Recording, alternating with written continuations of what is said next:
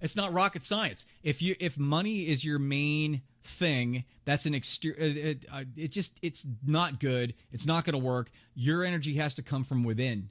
There has to be an inspiration, not a motivation for money, but an inspiration within yourself to be the best person that you can be, to figure out what the hell you're here for, and then to figure out a way to take that talent that you have, that unique talent that you have, and to package it up and to find a way to gift it to other people as well.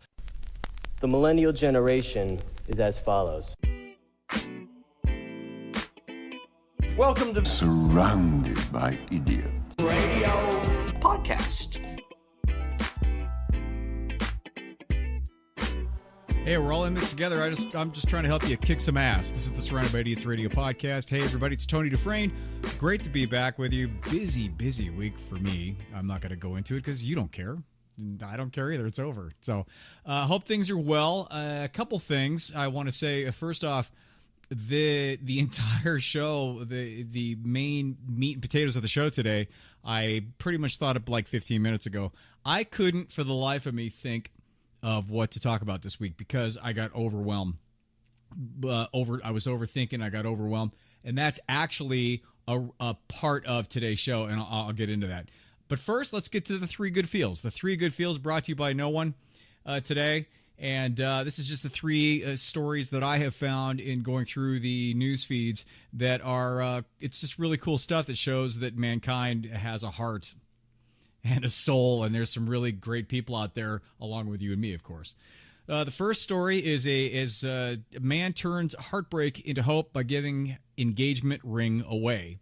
So this guy, after his relationship ended, Stephen Crocker offered to give away the engagement ring to a couple who couldn't afford one. More than 1,000 people sent him their love stories, and now he's chosen a winner, surprising one lucky pair and turning heartbreak into hope. So, being divorced myself, this is a great idea. I should have thought about doing something like this. But I never did. Of course, I just got left with my own ring, and guys' rings are it's not the same thing. The guy ring is not the same thing.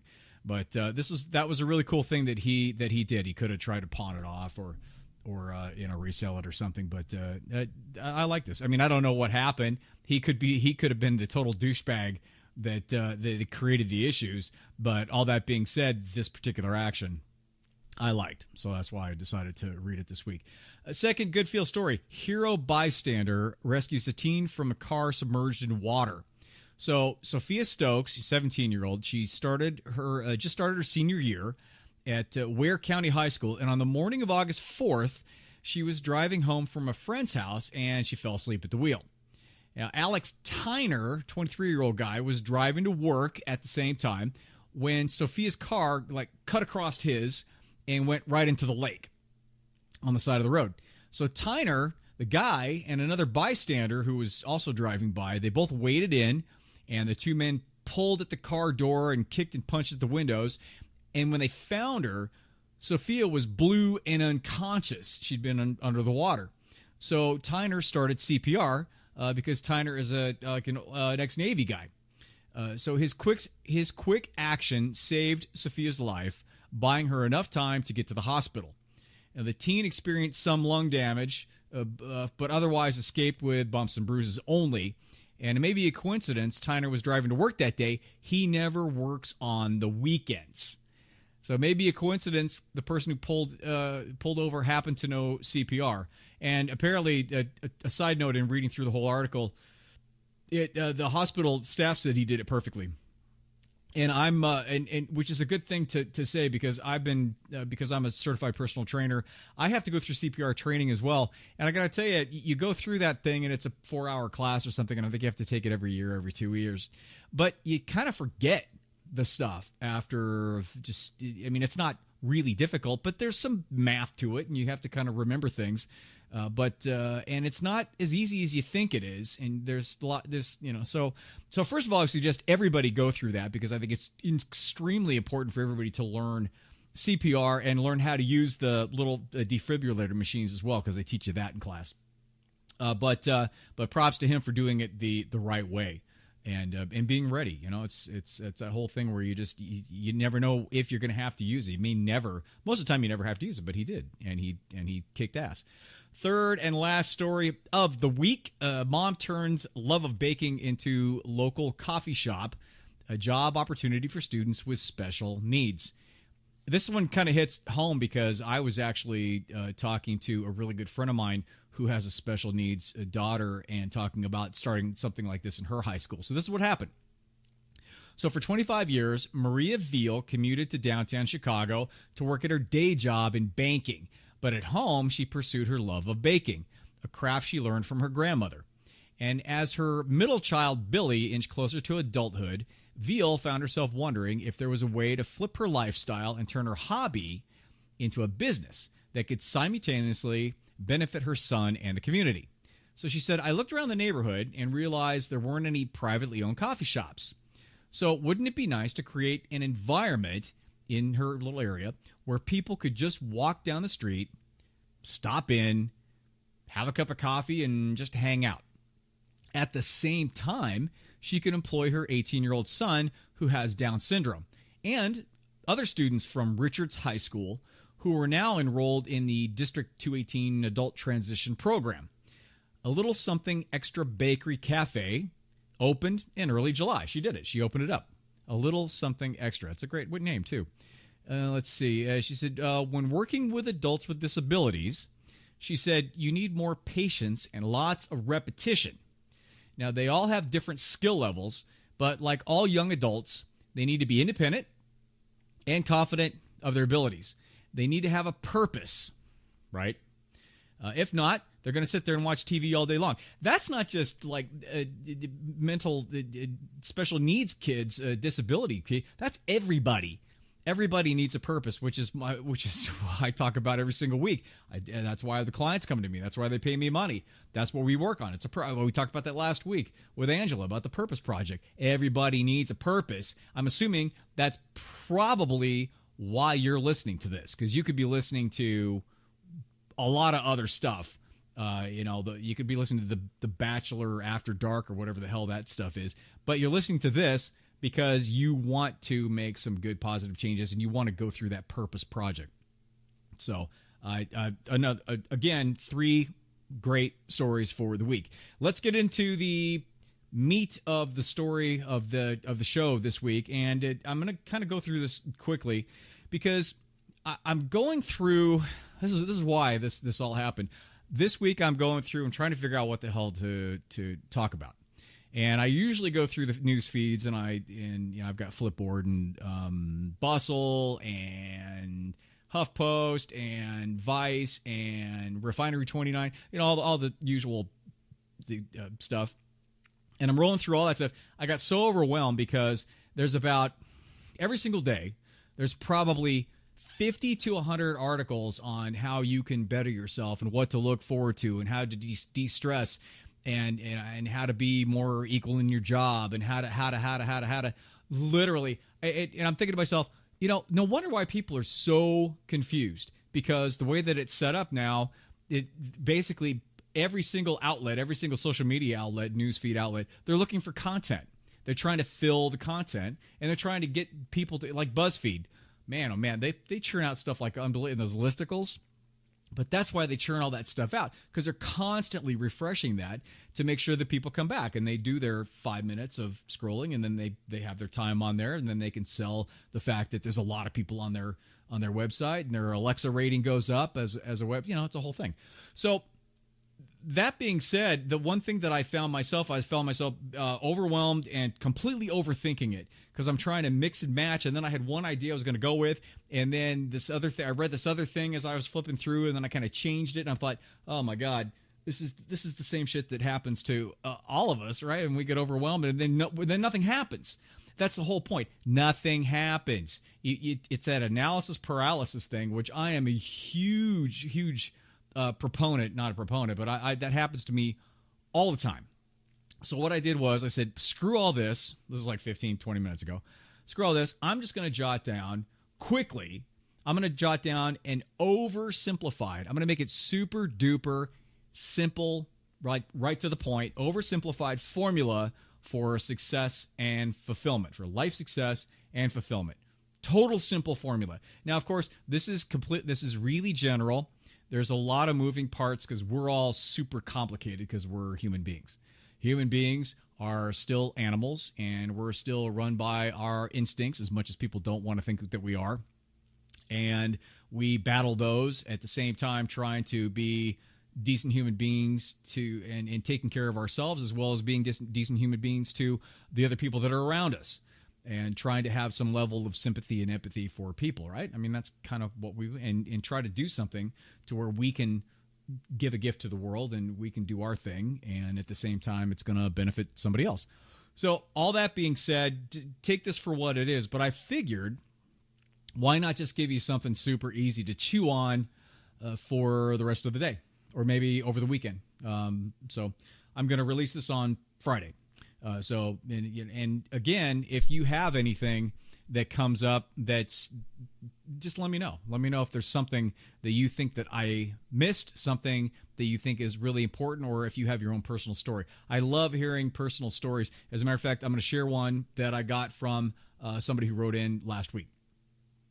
While I go through this. Okay, so the first 4 steps for super oversimplified formula for life success and fulfillment. The first one is you got to get real with yourself. So you're sitting there, and obviously you're not digging what's happening for some reason. I mean, who knows, right? So you either say, well, what do I want? And it's funny because you think that would be the easiest question to answer. But most of my clients come to me, and I always, you always start, there's a concept called parsimony. Parsimony is you start with the easiest, most obvious, ridiculous thing first. It's like when the computer people, when you call them up, they say, is it plugged in, right?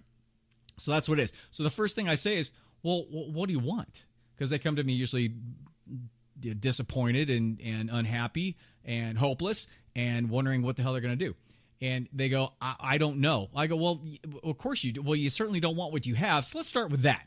So what you can ask yourself is, if you don't know where you want to go, first of all, nobody knows what they want like throughout the whole. They may think they do, but you can't say this is what I want and run off this list of things that's going to take you out to 80 years old and like every single thing and this linear pathway, this straight line ain't going to happen.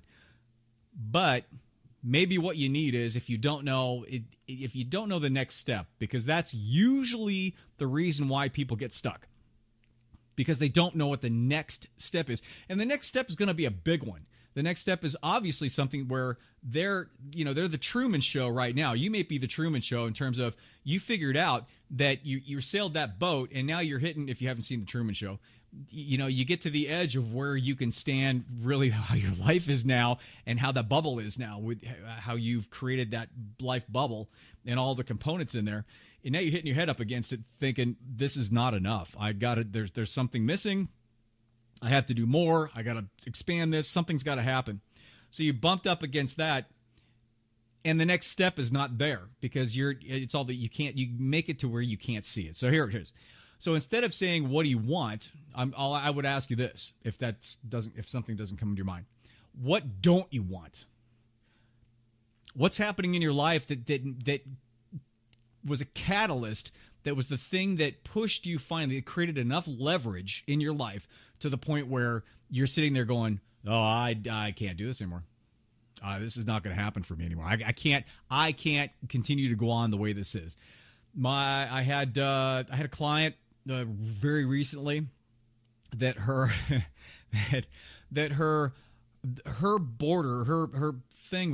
leverage point was actually the job, and she had like a midlife crisis in her 20s because she got into a job that was supposed to be kick-ass right out of college and making serious amounts of coin, and wanted to buy a house and all that kind of stuff, and she got into it and thought, I'm totally selling my soul. This is so not what I want to do. And I have to tell you, I did the same exact thing because I went in and I got my finance degree, and I'm thinking, just because, and I wanted to make money, worst mistake anybody can do, follow money. And we'll talk about that. So she had that crisis, and then she came to me. Interestingly enough, at the same time, there was a relationship issue, and she used, and used that as the thing that she said, well, this just happened, so I need to figure out my stuff. But they're both connected. Every single thing is connected in your life. So ask yourself, what don't you want? I mean, what's happening in your life that's not cool, and that if you had a magic wand and if you change that part of it, then what is that? And where can you look for your next step? What's the next step? That's all I'm asking. What do you want? What, in terms of like the next step or the next 3 steps that you can see? I don't want to hear, I want a mansion in South Beach, with a boat and a couple Maseratis in the garage or any of that crap. I don't want to hear that. And you shouldn't either, because it's ridiculous. Just talk about the next couple steps. The second step in this, so the first step is you got to get real with yourself.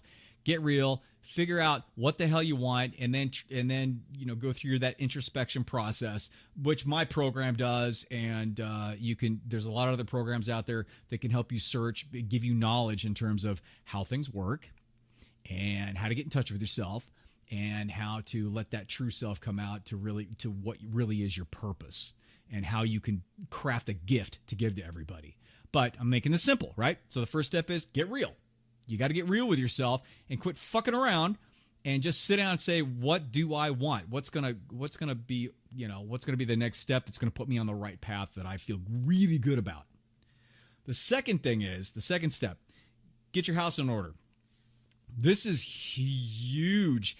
And it goes against a lot of people and what they say. A lot of people say, well, if you know what you want, then just go for it and just let everything go and just go 110%.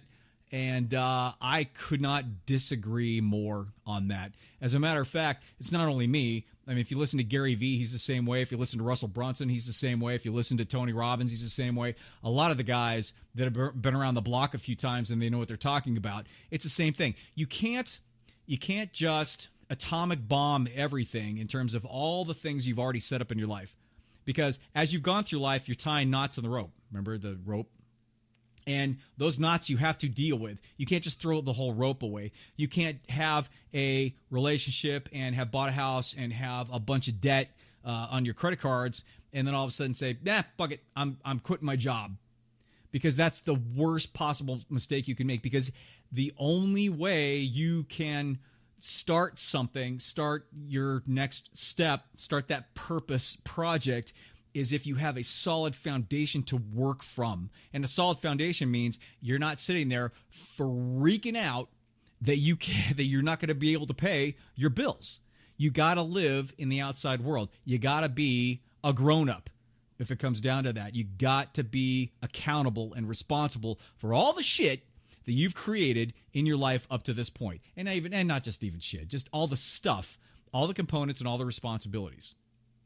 So you've got to get your house in order. You've got to make sure that you either find a little side gig in the meantime, or you've got to restructure your debt, or you've got to talk to your friends about reorganizing things, or you break up with somebody, or you redefine your relationship. You've got to make those small little adjustments in your life on your foundation so it's solid, so you're not freaking out and you're not stressing. Because if you're stressing, if your focus is on survival, and what's going to happen is that focus is going to be on survival. It's going to be on making the money and doing that stuff, and it's going to suck the life out of you. It's going to suck the life out of you to the point where you're going to come home after working your job and you're not going to want to work on anything because you'd be totally physically, emotionally, mentally, spiritually exhausted from the fact that you feel as though you're selling your soul out because you're doing this particular thing.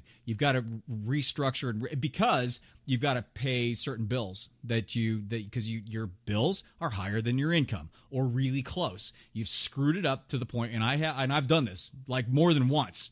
So I'm not throwing things out at you. I'm just saying you've set up your life to the point where you've got to work that extra thing. You have to work the extra time. You have to work 2 jobs.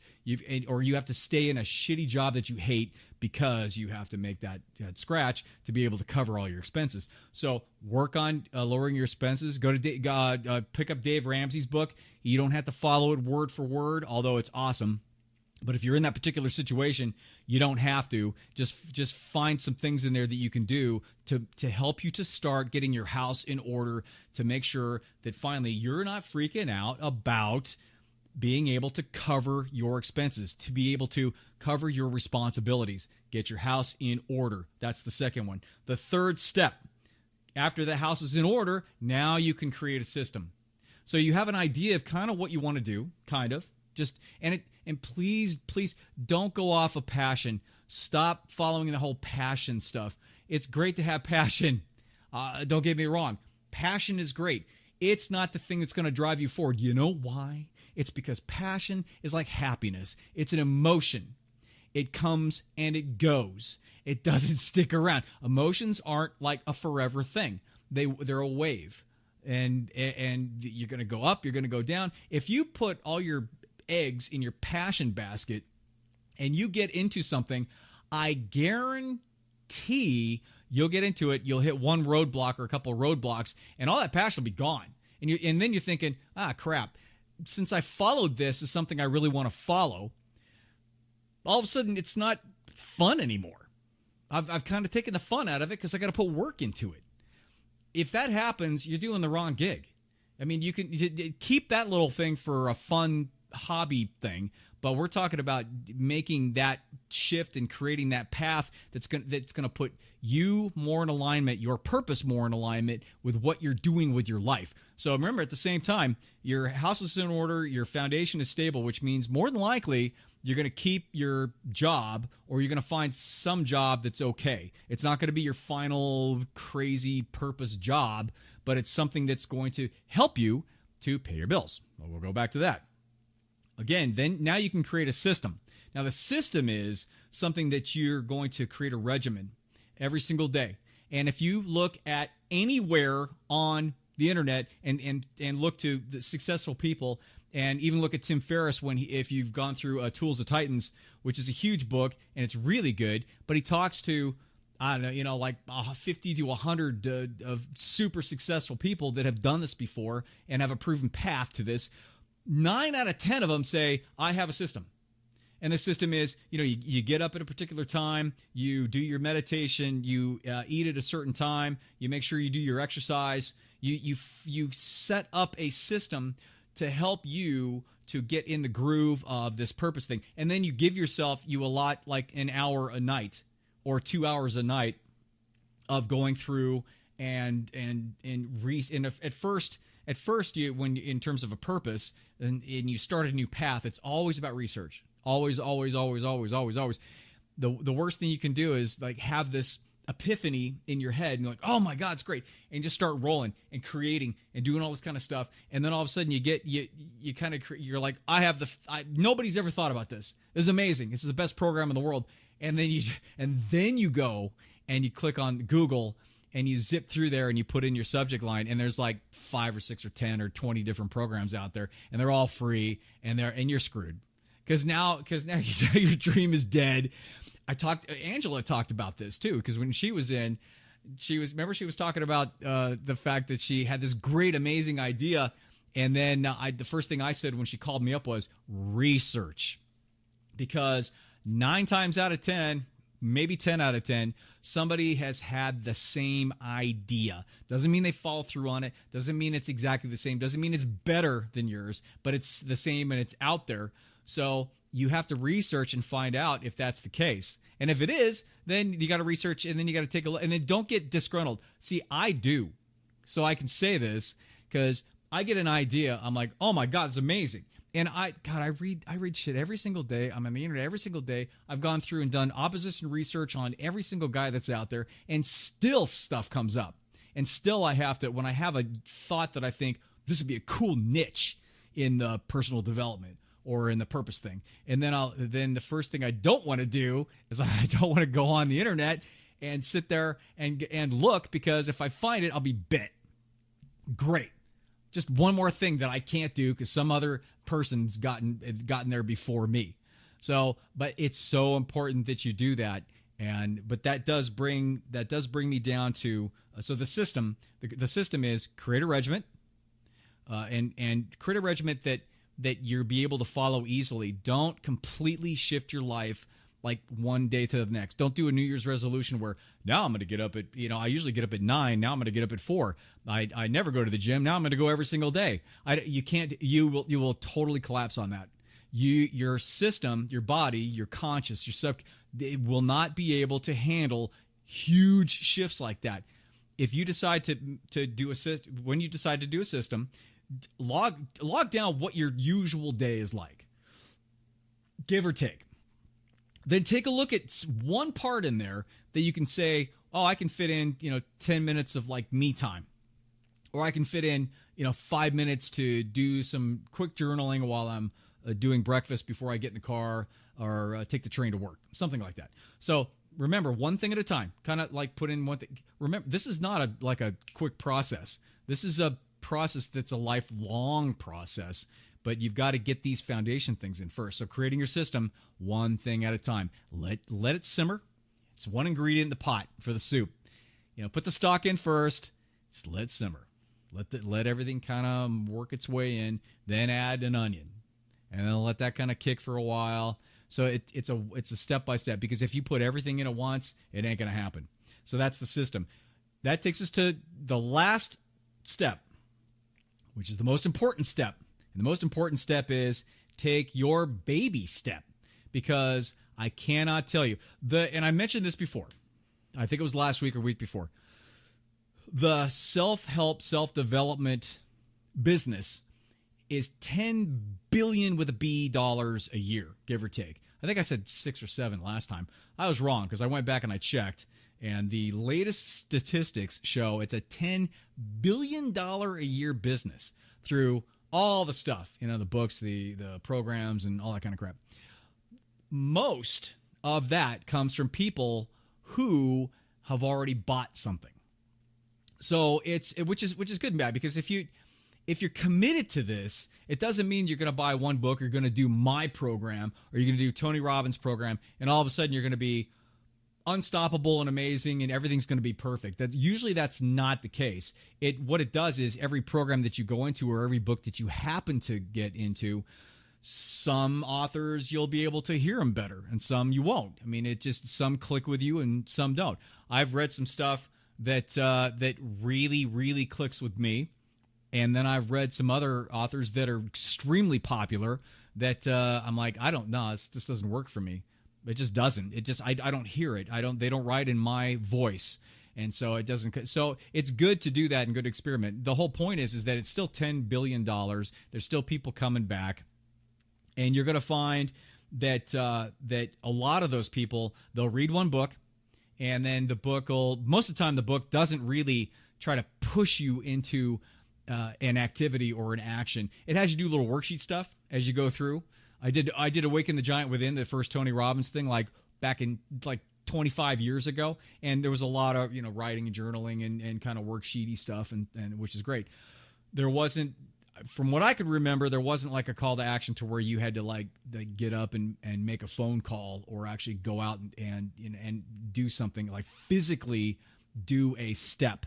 I don't remember that. It could be, but don't get me. But that's the whole point. The point is, most of the books that you will read, don't set it up that way. They don't set it up to where they're like, okay, now get your ass up, and then now go do this, and then see what happens, and then go do this, and then see what happens, and then come back and read the next chapter.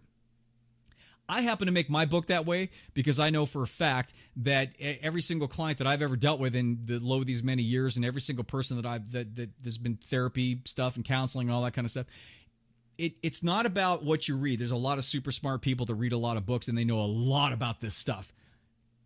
But if they don't do anything about it, it doesn't matter. It doesn't. There are so many people in the world that are super knowledgeable that don't do shit. And the difference between you and somebody who's just really smart and then talks a good game is the fact that you're going to get off the couch and dust the Cheeto dust off of you and get up and do something. You've got to take the step.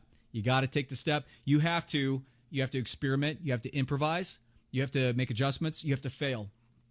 I don't like the word fail because people freak out on the fail thing, which is really the reason why people don't take that first step, because they don't want to fail. They don't want to. It's uncomfortable outside of the bubble.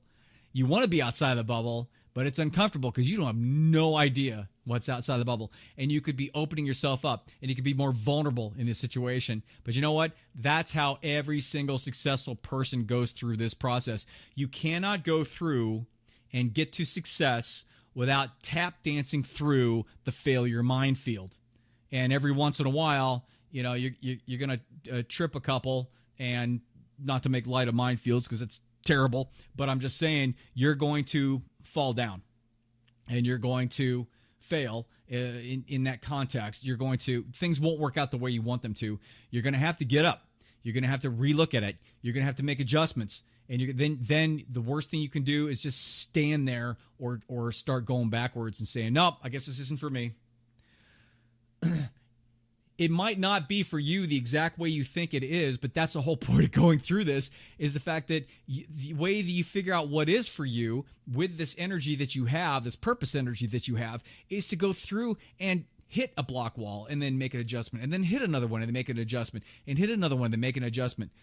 I was trying to think, I don't know, 5 different like businesses that I've started, all eventually closing shop because I start them as a side gig, I start them as a purpose project, and I go through them, and I have to say, for the record, half of them were a bad idea because I did it for money alone, which is, if you do anything for money alone, it won't work.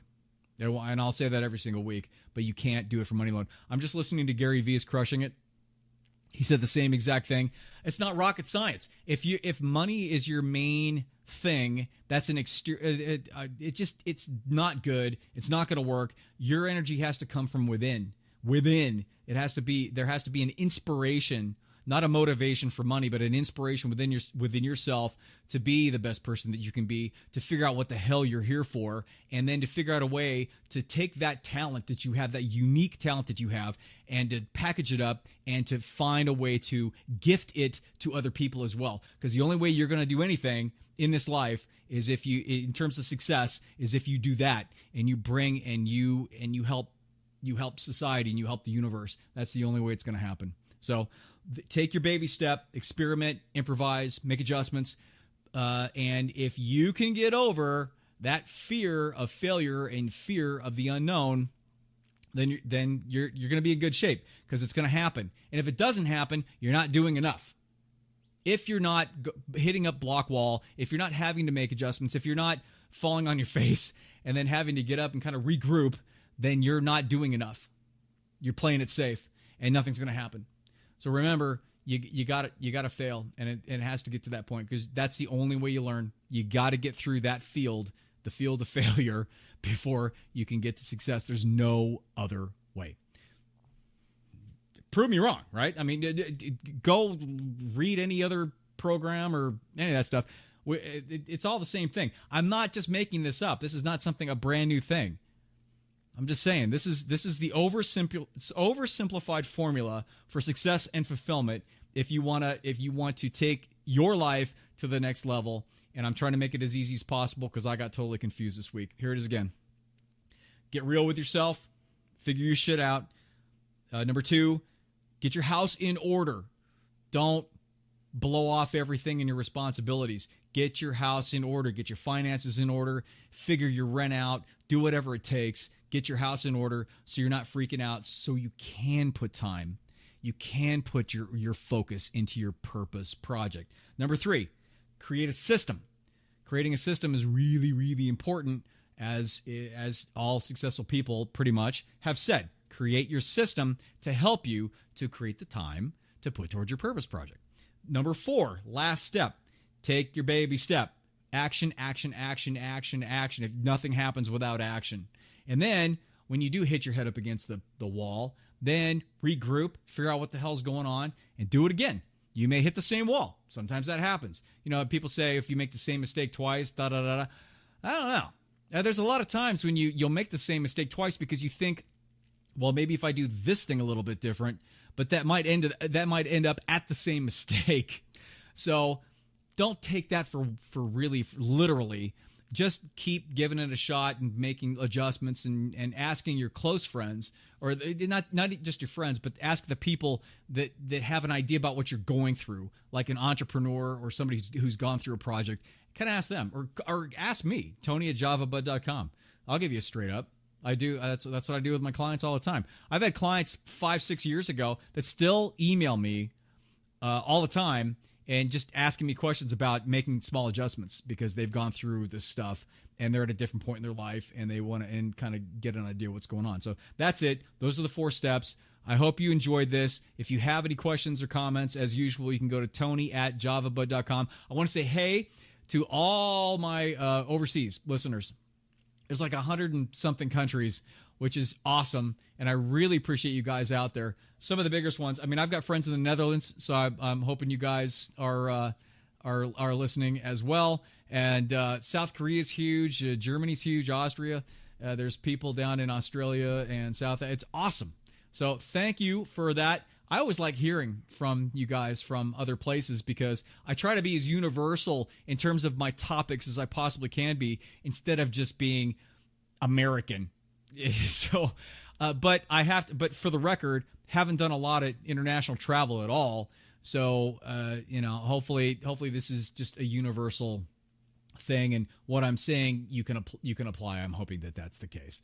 So I hope everything's great. Go out and kick some ass. Remember, purpose. Remember, take some action. Take some action, or you're just masturbating. Stop doing that. Put your pants on. Go out and take some action. I'll talk to you next week. Bye.